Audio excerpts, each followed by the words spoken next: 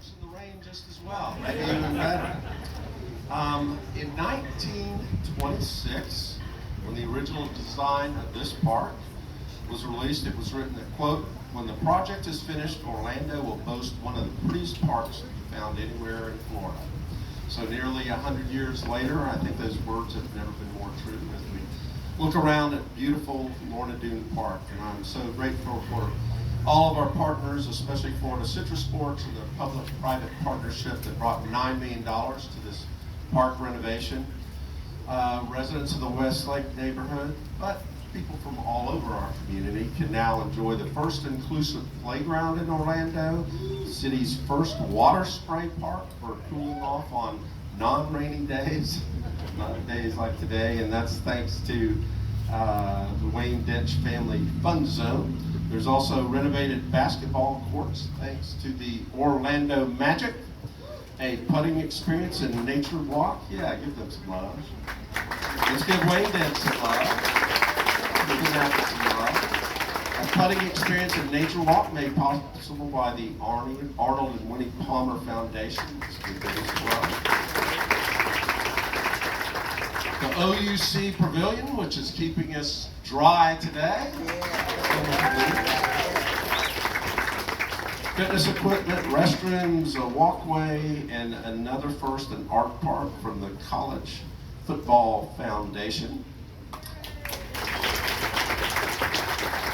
And a beautiful fountain on the lake from Collage. So we have beautiful parks in Orlando, and we love to bring them to neighborhoods. We like to think that you can get to a park anywhere in Orlando within a 10-minute walk, and I think that's pretty much true except for maybe in the very southeast. But parks are coming their way as well.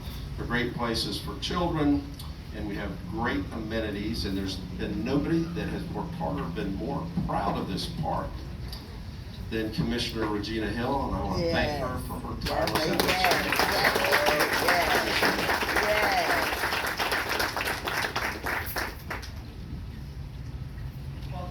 Morning, almost afternoon. Days like this, I almost want to pinch myself. You know, as Lisa stated and Mayor stated, what a great pavilion. But this is really what I believe Mayor Dyer and the leadership and community partners wanted. When you can be outdoors and enjoy a green space and being a Floridian and a naturalist, smelling the fresh air and rain and still remain dry. Yes, yes. You know, I want to acknowledge my colleague that's here. There's a few. Commissioner Bakari Burns, District 6, can you? Yes, yes. And I saw my soul sister from another mother, Commissioner Patty Sheehan. Yes. Acknowledge to the staff. And there's a few folks that this truly, as Mayor Dyer say, we work hard, but that has led this project, and I know Steve's gonna talk and Tim's gonna speak further about it, but we were talking about this even before I became a commissioner, almost 8 years ago now, and that is those that dwell right here around Lake Lorna Doone and the West Lakes community, and those are HOAs from the West Lakes community and their leadership and adamant persistence about recreating this park. Can you all stand up, those here in the West Lakes HOAs and Lake Lorna Doone community, please? Yes, thank you. And I have to thank, of course, Live for Orlando and Florida Citrus Sports under the great leadership of Eddie Morton and Steve Hogan, and then Polis Institute that had a huge footprint in this in the beginning. As Mayor Dyer said, we couldn't have done this without public-private partnerships. But it was two people I can guarantee you we could not do this out of. He's a humble man, but it's Mayor Buddy Dyer and Byron Brooks at that time. We kept talking about it, and we were a few $1 million short. And we went to Mayor Dyer, and he did not question it. I said, Mayor, the residents there say they want a jewel of the West Side that somewhat can be comparable to Lake Eola. And I said it's gonna take a few million more dollars, Mayor. And he and Byron Brooks, that was the CAO at the time, came up with a strategy and worked it out with Steve and his team. And we now have a jewel of the West Side. But as we know, so thank you, Mayor. Yes. Because that money was not, it's not that simple. That money was not in our general fund. It had not been budgeted. So Mayor Dyer went deep down in the city coffers and pulled that up. But as I stated, this is one of the oldest parks, as Mayor Dyer said, here in the city of Orlando. And it was a popular park back then, only for whites, and the residents of the east side of Orlando, where blacks could not come here and swim. And I have to say that, and the reason I say that is that my last speech when we did the ribbon cutting, Black Orlando got on my hiney and said, you forgot a real important piece of history here on the west side of Orlando when we wasn't included. Where when we came and did a wade-in, that was many, many moons ago in the 60s, and we got in the water, they closed down Lake Lorna Doone. Wow. They shut it down. Said they did not want blacks in the water, and they came, from what I understand, now this might be a myth, Mayor Dyer, but they said the waters was crystal blue. And once black people stepped their feet in the water, they came and put mud in the water. And that's why you see the waters are now dark, but they're flourishing now. And so we in order to move forward, we can't forget a bit of history. And it stayed closed for a few years into 1964. Though Lake Lorna Doone might had a spotted past, but we have a wonderful future starting today with this ribbon cutting. So again, I say thanks to our partners and our sponsors for recreating and changing the narrative of old and beginning a great story for future generations that we see in the audience today here at the Boys and Girls Club. I'm just so happy that we're here to create these memories together. This is now the crowning jewel of the west side of Orlando. Yes, and no shade, Commissioner Sheehan, literally, but we have more amenities that's going to be here in this park than anywhere in any city park in Orlando. And I would dare say here in Central Florida. We have golfing, as the mayor said. We have fishing. We have basketball. We have a nature walk. We have exercise equipment for all ages because we have a senior complex across the street. And they have strategically put this park in a way to where it serves different age groups in different areas.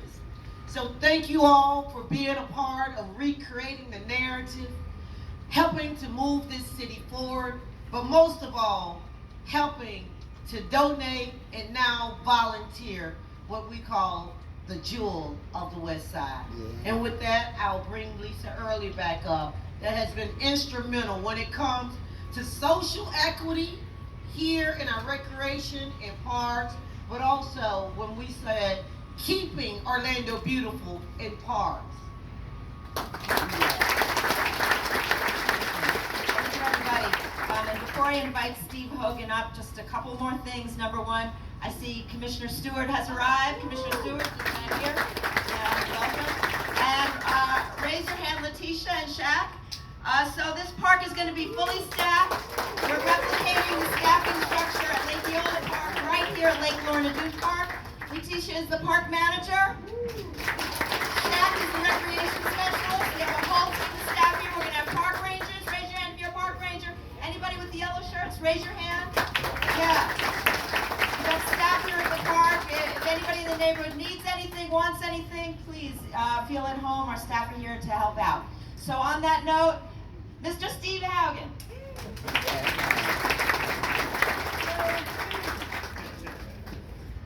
you. We doing something. Thank you. Thank you, Lisa, Mayor, Commissioner. This is awesome. Thank you for allowing us to be a part of this. And the whole team, we've gotten to know Shaq and Letitia, part of our family in the stadium temporarily, so we're really looking forward to it, Rodney. And I just wanted to acknowledge the Boys and Girls Club kids that are here today, too. Give a little rain on not able to talk yet, but raise your hand. Travis Sanders and Jackie Bradley, Boys and Girls Club down the street. We appreciate you guys taking a minute today. It feels like a really long time ago, Mayor, that right there on those steps, about midway up, we were cutting a ribbon for Camping World Stadium.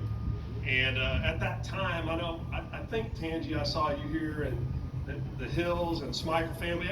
Raise your hand if you were on the design committee for this park ultimately. I know Commissioner Hill was as a resident at that time. Any of the residents of West Lakes?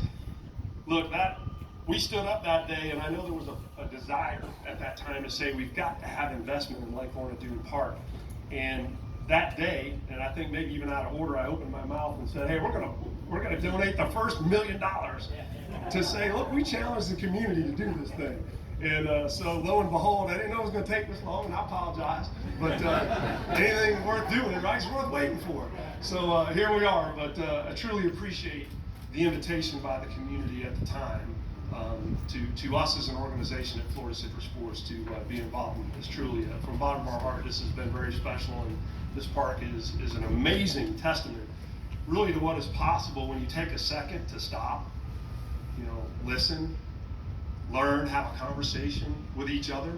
It's not always easy, but walk a mile maybe in some different shoes, and really aspire to be caring, connected neighbors, as Dr. Lupton often says.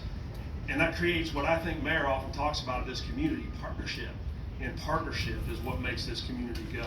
And this is a perfect example of what can happen when you're willing to listen, learn, and partner. So I appreciate that opportunity. Florida Citrus Sports this year, 75 years in the Florida Citrus Bowl business on New Year's Day, 1947, the first game. So we're proud of that. And I want to thank my president, Paul Mears III, who's here, Chairman Ken Robinson, if you'd raise your hand, our executive committee, got Ed Doherty's here, and Tony Massey also, President-elect and past presidents. So many FCS board and volunteers in the room, because each time that we've asked to say, we have a new idea about how we can invest, how we can positively impact the Central Florida community, the answer has always been yes. And this case is no different. All of the presidents, obviously, of the West Lakes Neighborhood Association communities, we have tough conversations, but you're amazing. All the residents that live here, amazing. And you have a partner for life in us. I just want to tell you that. We're all looking you in the eye and telling you that an organization that's been here for 75 years wants to be here for another 75. We're going to join you in these fights yet to come. Lift Orlando, an idea. Eddie Morton's in the back. Tom Sidema, a past president of FCS, chairman of Lift Orlando, and so many others.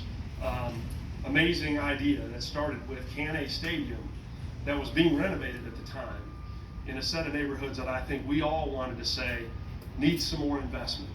And I know the commissioner challenges us on that all the time, and the mayor alike, and all of the leaders in our community. But at the end of the day, could it become a beating heart and literally at a vascular level connect with the residents? And let's realize the dream together.